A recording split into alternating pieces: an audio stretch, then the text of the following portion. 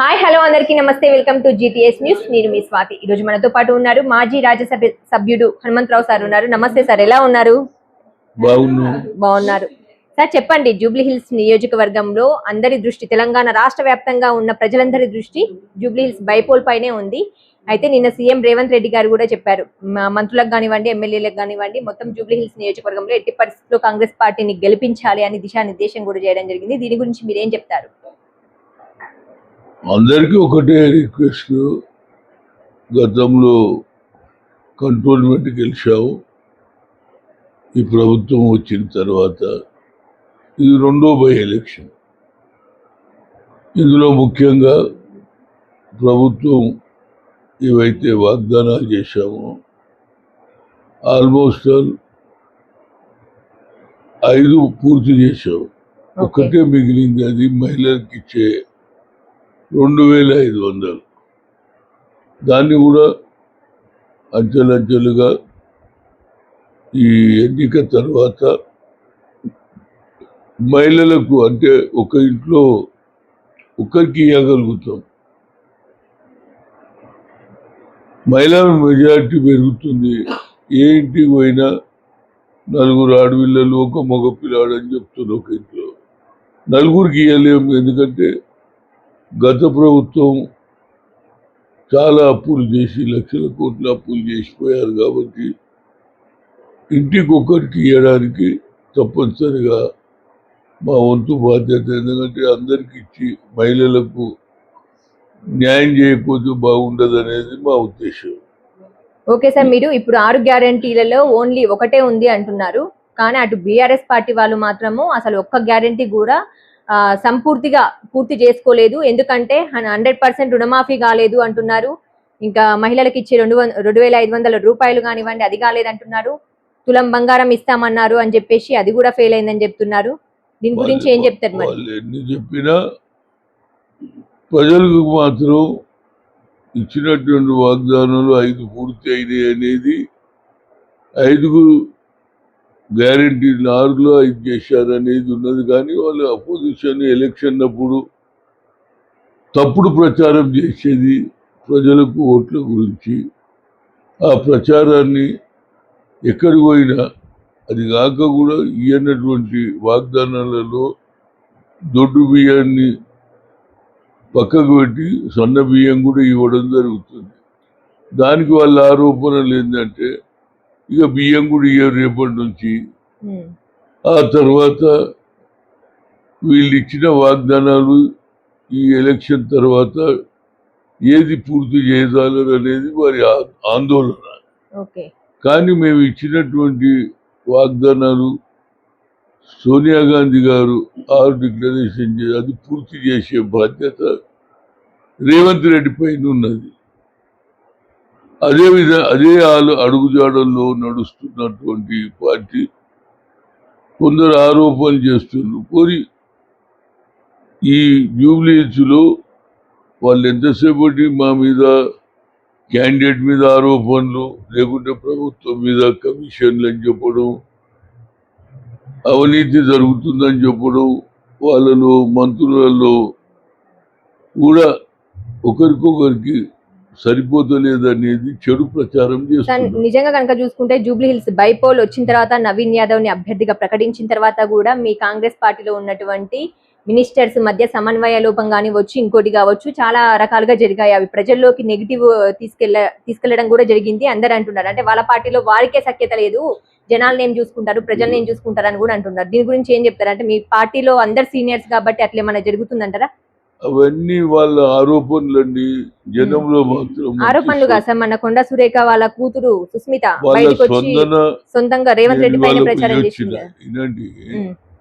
నేను కాన్ఫరెన్స్ ఏదైతే మన ఒక నియోజకవర్గంలో ఒకటని కాదు, 5 వార్డులు ఉన్నాయి. ఎక్కడ కూడా ప్రజలందరూ సంతోషంగా ఉన్నారు. ప్రభుత్వ వాగ్దానాలు పూర్తి చేస్తుందనే మెసేజ్ పోయింది. అందువల్ల వాళ్ళు కొత్త ఆరోపణలు చేస్తున్నారు తప్పితే దానివల్ల వాళ్ళు ఏం చేస్తున్నారు అనేది ఒకరు చెప్తలేరు. ఎన్నికలు వచ్చినప్పుడు ప్రజలకు ఏం చేస్తాము, వాళ్ళు చేయలేదు మేము చేస్తాం అనేది ఒక్క వర్డ్ కూడా ఇప్పటి వరకు అయితే బీఆర్ఎస్ కానీ బీజేపీ చెప్పలే. ఆరోపణలు తప్పితే ఇవాళ మాకు ప్రభుత్వం ఉన్నది ఇంకా 3 ఏళ్ళు ఉంటాం మేము, 2 ఏళ్ళు అవుతుంది. ఈ 3 ఏళ్ల లోపల కూడా మిగతాయి కూడా అవి కాక కూడా ఇండస్ట్రీస్ వస్తున్నాయి. గతంలో ఒక ఆరోపణ చేశారు రియల్ ఎస్టేట్ పడిపోయింది అన్నారు, కానీ రియల్ ఎస్టేట్ ఎక్కడ పడిపోలేదు. ఇవాళ చూస్తున్నాం 1 ఎకరం ఆల్మోస్ట్ 100 crores దాంట్లో కూడా పోతుంది. అంటే ఈడ డెవలప్మెంట్ జరుగుతుంది కాబట్టి ప్రజలందరూ కూడా ఆకర్షితులై ఇతర రాష్ట్రాలు కానీ దేశంలో మిగతా కంట్రీల నుంచి కూడా ఇండస్ట్రీస్ పెట్టడానికి వస్తున్నారు. ఇవన్నీ మా డెవలప్మెంట్ చూసి ఓర్వలేక వాళ్ళు మాట్లాడుతున్నారు. అదే విధంగా వాళ్ళ పార్టీలో కూడా బీఆర్ఎస్లో కవిత గారు కూడా ఇవాళ వాళ్ళ పార్టీనే తప్పు చేసిందని ఆమెనే చెప్తున్నారు, మేము చెప్పడం అని కాదు. వీళ్ళు తప్పు చేసిండ్రు, ప్రాజెక్టులు సరిగ్గా చేయలేదు అనేది వాళ్ళ వాదన, వాళ్ళ పార్టీలే లేదు. వాళ్ళ ఇంటి పంచాయతీ పెరిగింది, వాళ్ళ ఇంటి పంచాయతీ తీసుకొచ్చి మా మీద నెట్టడానికి ప్రయత్నం చేస్తుంది అనేది నా ఉద్దేశం. ఇక బీజేపీ అయితే ఎప్పుడు ఏం మాట్లాడుతారో తెలియదు. దానికి కారణం చదువు సన్న బియ్యం మేమే కేంద్రం నుంచి మేము ఎక్కువ శాతం మేము ఇస్తున్నాం అంటే వాళ్ళ ఉద్దేశం వాళ్ళకే ఆలోచన వచ్చిందంటే రేపు ఈ ఎలక్షన్ ఓడిపోతే ఆ ఫండ్ ఏదైతే కేంద్రంలో వచ్చి మేము ఆపేస్తామనే కొత్త నాటకం చేస్తున్నారు. అదేస్తే వాళ్ళే ఎక్స్పోజ్ అవుతారు. కానీ మేము ఇచ్చిన వాగ్దానాలు పూర్తి చేయడానికి కృత నిశ్చయంతో ఉన్నాం. దానికి కారణం ఏంటంటే ప్రజలలో మంచి స్పందన ఉన్నది. గతంలో ఉద్యోగాలు ఇవ్వడానికి ముందుకు రాలేదు, మేము రావడంతో 60,000 పైన ఉద్యోగాలు ఇచ్చాము, 2 bedroom ఇస్తున్నాం. అదేవిధంగా ఇవాళ ఆలోచన చేస్తే ప్రజలందరూ కూడా ప్రజలకు ఇచ్చిన ప్రయత్నం చేస్తున్నారు తప్పితే బీఆర్ఎస్ కానీ బీజేపీ ఏమి అభివృద్ధి చేస్తారని చెప్తున్నారు. జూబ్లీ హిల్స్ బైపోల్ ఎలక్షన్స్ లో ఇందులో గెలవడం కోసమే అక్కడ హజారుద్దీన్ కి మంత్రి పదవి ఇచ్చారని కూడా చెప్తున్నారు.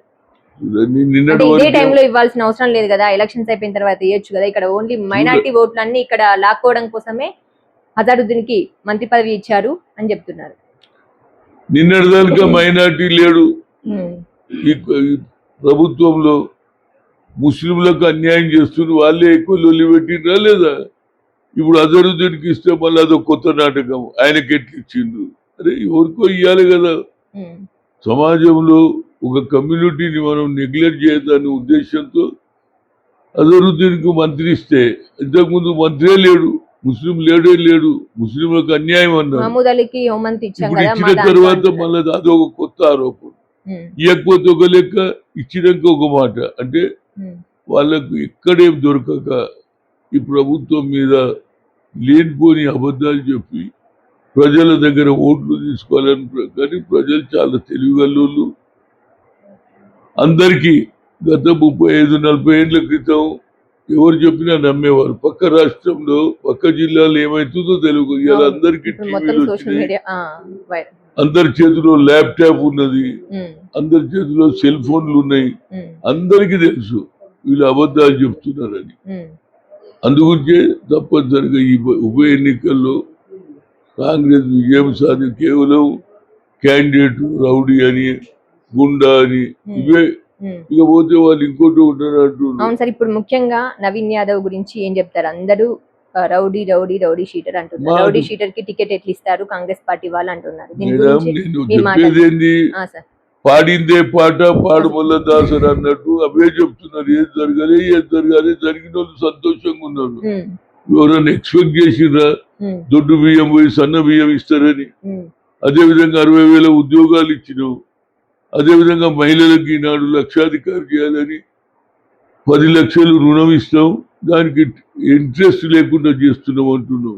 మహిళలకు కూడా న్యాయం చేయాలి, అదేవిధంగా విద్యార్థులకు కూడా న్యాయం చేయాలని గతంలో పబ్లిక్ సర్వీస్ కమిషన్ ఎగ్జామ్స్ కూడా జరపలే, మేము ఆల్రెడీ జరుపుతున్నాం.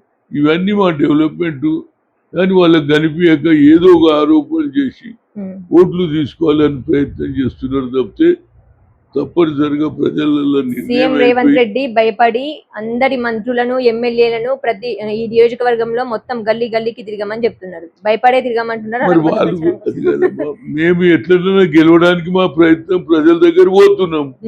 మీరు కూడా పూరా ఎమ్మెల్యేలను అందరినీ డంప్ చేస్తున్నారా లేదా? మరి మీరు ఎందుకు చేస్తున్నారు?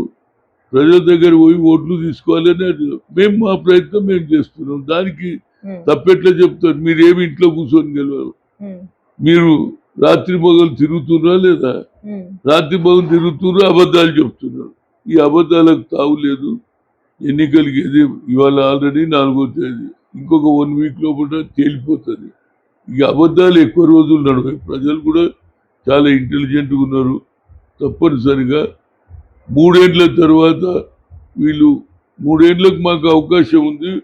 3 ఏళ్లలో మేము ఏదైనా పని చేసి చేయగలుగుతాం. వీళ్ళు 3 ఏళ్ల తర్వాత మళ్ళీ సర్కారు వస్తే అప్పుడు చేస్తారంటే ప్రజలకు అంత ఓపిక లేదు. మీరే చెప్తున్నారు అబద్ధాలు.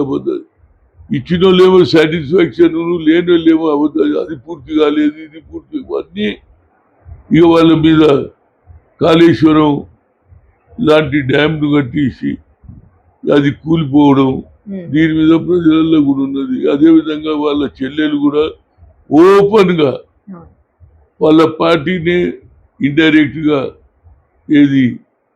నడి బజార్లో పెడుతుంది. కాబట్టి వాళ్ళలో యూనిటీ లేదు. మా యూనిటీ వారెవరే ఉన్నది. మా దగ్గర ఏదైనా చిన్న పొరపాట్లు ఉంటే మేము సరిదిద్దుకుంటాం. దానికి హైకమాండ్ రాహుల్ గాంధీ ఉన్నాడు, మల్లికార్జున్ ఖర్గే ఉన్నారు, ఇక్కడ మీనాక్షి నటరాజన్ ఉన్నది. ఎప్పటికప్పుడు వాళ్ళు అన్వేషణ చేస్తున్నారు. సరిదిద్దుకుంటాం. ప్రజలకు ఇచ్చిన హామీలు పూర్తి చేస్తాం. రేపు జరగబోయే, ఇవాళ నేను పోయి వచ్చిన కాన్స్టిట్యూన్సీలో ఎక్కడ చూడు ప్రజలు, ఈవెన్ ముస్లిమ్స్ కూడా ఇవాళ అప్పకే పని చేయకూడదు అలింగి అంటున్నారు. అంటే మార్పు ఎందుకు వచ్చిందంటే నిన్నటిదానిగా ఈ క్యాబినెట్ లో ముస్లిం లేరన్నారు. ఒక ఇండియా కెప్టెన్ చేసినట్టు క్రికెట్ లో ఆయనకు కూడా అవకాశం ఇచ్చిందని ముస్లిం నాయకులు, ముస్లిం సోదరులు కూడా తప్పనిసరిగా కాంగ్రెస్ కు ఎక్కువ మెజారిటీతో గెలిపేయడానికి ప్రయత్నం. అంటే హైదరాబాద్ బాధితుల నిరసన కానివ్వండి, హైదరాబాద్ బాధితుల యొక్క ఇబ్బందులు కానివ్వండి, వాళ్ళ యొక్క బాధను కానీ నిన్న కేటీఆర్ గారు అందరినీ పిలిపించి, హైదరాబాద్ బాధితులందరినీ పిలిపించి వాళ్ళతో కాన్ఫరెన్స్ నిర్వహించడం జరిగింది. అంటే కాంగ్రెస్ గవర్నమెంట్ వచ్చిన తర్వాత పేదల ఇండ్లను కూల్చగొట్టారు అని చెప్పేసి జరుగుతుంది. మరి దాన్ని మీరు ఏ రకంగా చూస్తారు సార్? అంటే ఎన్ని సంవత్సరాల నుంచి లేనిది ఇప్పుడు కాంగ్రెస్ గవర్నమెంట్ వచ్చిన తర్వాత ఎక్కడెక్కడో ఎన్నో ఇయర్స్ నుంచి కట్టుకున్న పేద ప్రజల ఇండ్లను కూల్చడము సరైనదే అంటారా? హైడ్రా లేకపోతే కమిషన్, ఈ రెండే వాళ్ళ దగ్గర ఎలక్షన్ ఎజెండా. హైడ్రా ఏం తప్పు చేసింది? మీరు గతంలో ఉన్న గవర్నమెంట్ భూములు కూడా ఆక్రమించుకున్నారు. ఎక్కడెక్కడైతే భూమి గవర్నమెంట్ ఉందో అది రంగనాథ్, దాని కమిషనర్ తప్పనిసరిగా ప్రభుత్వానికి అప్పచెప్తున్నాడు. దానివల్ల చెరువులు బాగుపడుతున్నది. అదేవిధంగా అంబర్పేటలో 35 ఏళ్ల నుంచి కొట్లాడుతున్నటువంటి బతుకమ్మ కుంటను కూడా ఇవాళ ప్రజలకు అప్పచెప్పడం జరిగింది. మంచి వాతావరణం చేస్తుంది. అదేవిధంగా ఎక్కడెక్కడైతే చెరువులు కుంటలు కబ్జా చేసిండ్రో దాని మీద ప్రభుత్వ భూములు కబ్జా చేసింది, దాన్ని బయటికి తీసుకురావడం బయట చేస్తున్నారు. ఎవరు అయితే కొన్ని ఇండ్లు ఉన్నాయో మూసి పక్కకు వాళ్ళకు కూడా కూరగొట్టే డబల్ బెడ్రూమ్ ఇస్తామని ముఖ్యమంత్రి గారు చెప్పారు. అదేవిధంగా మినిస్టర్ చెప్పారు. వాళ్ళకి తప్పనిసరిగా ఇప్పటికే 2 లక్షల ఇండ్లు ఇవ్వాలనేది మా ఆలోచన.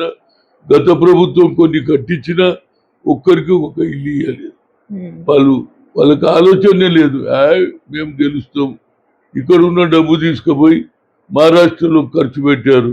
అబ్ కీ బార్ కిసాన్ కి సర్కార్ అని ఇక్కడ మర్చిపోయారు. మొదటి చూస్తే బీఆర్ఎస్ అంటే యుద్ధ ప్రాతిపదికంగా సాక్రిఫైస్ చేసిన బీఆర్ఎస్ టిఆర్ఎస్ ను బీఆర్ఎస్ మార్చినప్పుడే వాళ్ళు సగం అవుట్ అయిపోయింది. ప్రజలు తిరస్కరించింది అనేది నా ఉద్దేశం. ఓకే సార్, ఫైనల్ గా జూబ్లీ హిల్స్ నియోజకవర్గం నుంచి నవీన్ యాదవ్ పోటీ చేస్తున్నారు కాబట్టి మీరేం చెప్పదలుచుకున్నారు జూబ్లీ హిల్స్ నియోజకవర్గ ప్రజలకి? మంచి కార్యకర్త, ఏ విధంగా గతంలో పి జనార్దన్ రెడ్డి ఏ విధంగా పని చేసి జూబ్లీహిల్స్ను ఏది మంచి వాతావరణం క్రియేట్ చేసిండు. దాంతో పాటు నవీన్ యాదవ్ కూడా అదే అడుగుజాడల్లో నడిచి తప్పనిసరిగా ప్రజలకు న్యాయం చేస్తాడు. అదే కాకుండా పి జనార్దన్ రెడ్డి ఫాలోవర్స్ 80% అందరు కూడా మన నవీన్ యాదవ్ కు సపోర్ట్ చేస్తున్నారు. వాళ్ళందరూ చెప్పిన హనుమంతన్న తప్పనిసరిగా మేము అందరం టి జనార్దన్ రెడ్డి కొందరు ఒక 20% వ్యతిరేకం చేస్తున్నారు. మేమందరం మంచి కార్యకర్తకి ఇచ్చిందనేది సంతోషం. Thank you very much. Thank you. Thank you.